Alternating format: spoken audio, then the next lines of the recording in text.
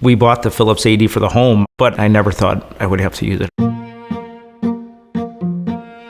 I'm Tim McEnery. I'm the founder and CEO of Cooper's Hawk Winery and Restaurants. Liz Brum. We live in West Chicago. Liz and I have known each other for 17 years. Something like that. We've known a each long other. time. She's amazing. Anyone who has met or interacted with her would say the same thing, that she is one of a kind. I started Cooper's Hawk, restaurant winery company based here in Chicagoland area. We have 61 restaurants throughout 13 states. We have 4 core values at Cooper's Hawk. We care about people, we're committed to being the best, we are different, and we have fun and celebrate. And so to be successful at Cooper's Hawk and to stay as a part of our Cooper's Hawk team and family, you have to have all 4 of those values. Tim is a very down-to-earth guy. A lot of people, including myself, just enjoy having him come into the restaurant because he just lights up a room whenever he comes in. He has great values, and I think it comes from the top down, and he really truly cares about every single person that he interacts with. It's all about just be prepared always. How great would it be if all of our team members at the restaurants were trained in CPR, fundamental emergency stuff, and we had an AED machine in all the restaurants. We did a full CPR training class. We practiced with the AED. It's comforting to know that I have that skill. The thought of using it is always a little scary, but the more you're prepared for it, the better you'll feel once a situation arises. If something ever did happen in our home, I'd never be able to forgive myself because I didn't have the device that we needed. So I've had the device in the home for probably about 10 years or so. It couldn't have been easier to get one for the home.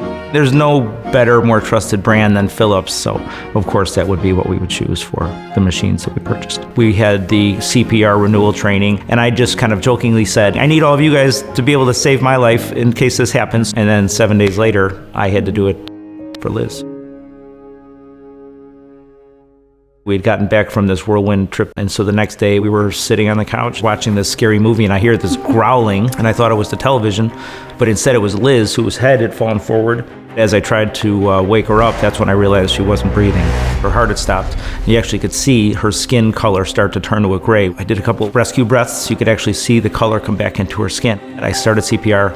I was calling 911, and they're like, do you have an AED machine? I'm like, I do. I found the AED machine, broke it out.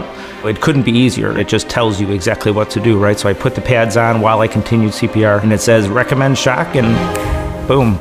And so we did that 3 times while the paramedics were en route. After the 3rd one, they come in the front door and took over. You are using a device that you've never even, used before, and that's what the device just made it so easy, because if I had to pull out the instructions for something, you can't read in a moment like that. The simplicity of it is really important, yeah, for sure.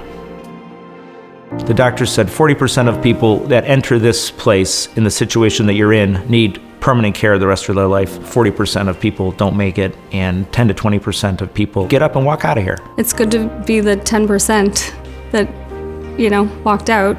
I don't remember any of it. We learned that I have arrhythmia, which happens to run in my family. And so I have a pacemaker defibrillator. Yep, they put it in before I left. And so if the arrhythmia kind of goes off, the pacemaker will keep the pace. And then the defibrillator, if my heart does stop, will kind of shuck it back. It definitely takes the pressure off of me having to do it again, so that's great. My dad and a lot of my family went to the doctor and got checked out immediately after. And so my dad, my sister, and my brother all have arrhythmia too. So they're proactively trying to figure that out so it doesn't happen the same way. It's just such a reminder that the unpredictability of life, it's human nature to, I think that it's not going to happen to you and it's going to happen to somebody else. But if we didn't have the AED, I'd be sitting here by myself, What I would say about this machine, it's what I've told everyone, and I mean it from the bottom of my heart. It's the reason that we're doing this interview today, because hopefully more people will take a step and have one of these, because it will happen. Every single person should have an AED in their home. For sure. To have this device in your home that could save you and your family's life, it's worth its weight in gold.